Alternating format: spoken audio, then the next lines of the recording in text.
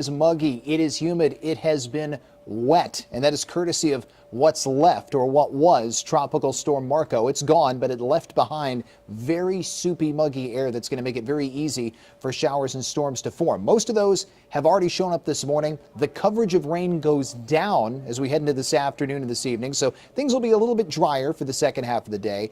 Our surf locally could still be a bit rough, courtesy of what is now Hurricane Lara. So let's jump in and talk about that, the latest track on Lara. And if you miss any part of this video, you can go back and rewatch it right here on the Fox 10 News Facebook page and our YouTube channel. So let's dive in. We'll start right now with a look at what we've got on the radar. Now, this is at the time I'm doing this video live, which is just after 10:20 in the morning. You got showers moving from south to north, some heavy rain tracking through parts of Leakesville and Greene County, and also a little thunderstorm up around Bay Minette and Stockton, right near Interstate 65 and State Highway 287 in the northern region of Baldwin County. That's going to keep working its way to the north. Now, showers will continue to be possible and could form in random spots this afternoon, but you're not going to see the kind of widespread rain we had this morning making a return appearance for the second half of the day. But it's still a good idea that you have the rain gear close, and when thunder roars, you got to go indoors.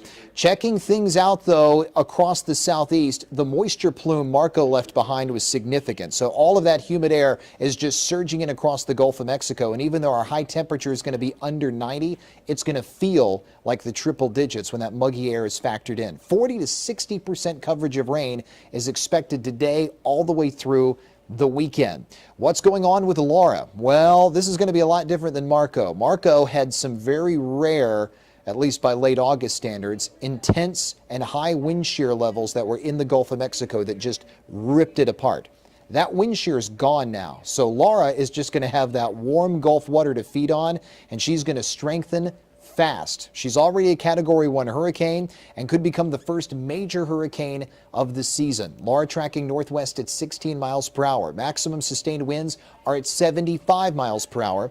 And here's the track from the Hurricane Center office in Miami. And you can see that it is projected to become a Category 3 hurricane by tomorrow night before making landfall in the overnight hours on the Texas and Louisiana state line. Now, we will still be east of the center, so technically we are on the bad side. That means we'll have rough surf, we'll have some offshore to onshore rain, but we'll be far enough away from the center that I think our impacts locally will be minimal. We zoom in closer, and Lake Charles, Louisiana, if this track holds up, will be just to the east of the eye wall, and they could get the brunt of those 115 mile per hour maximum sustained winds on Wednesday night, and then it will weaken back to a Category 1 hurricane after making landfall on Thursday morning, and we'll continue lifting to the north.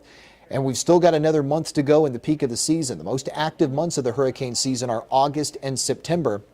So we'll still have another active month to get through next month. But this is the first major hurricane, the first real big one that we have seen so far this season. And the Texas-Louisiana state line appears to be where that thing is headed.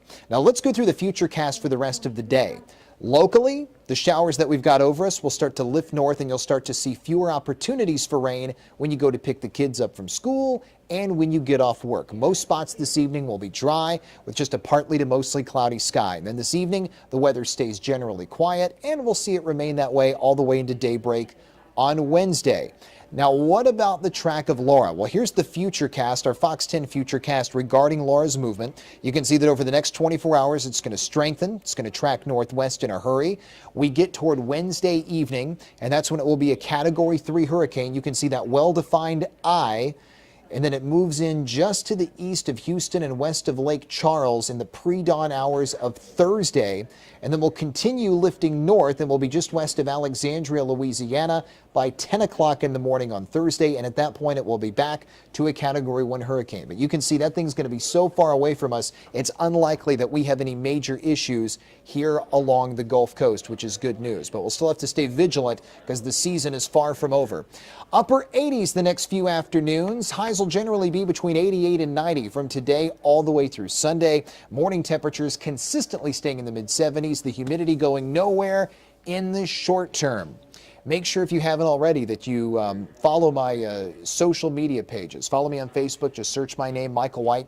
Look for the page with the blue check mark and hit the follow button. You can also find me on Twitter and Instagram as well. If you miss any part of this video, feel free to go back and rewatch it right here on the Fox 10 Facebook page and our YouTube channel. I'll be back on the Fox 10 Morning News tomorrow. Jason will be in the Storm Tracker Center this afternoon. I'll see you on social media between now and Wednesday morning. Have a wonderful rest of your Tuesday. Stay dry out there, and have a great rest of your week as well.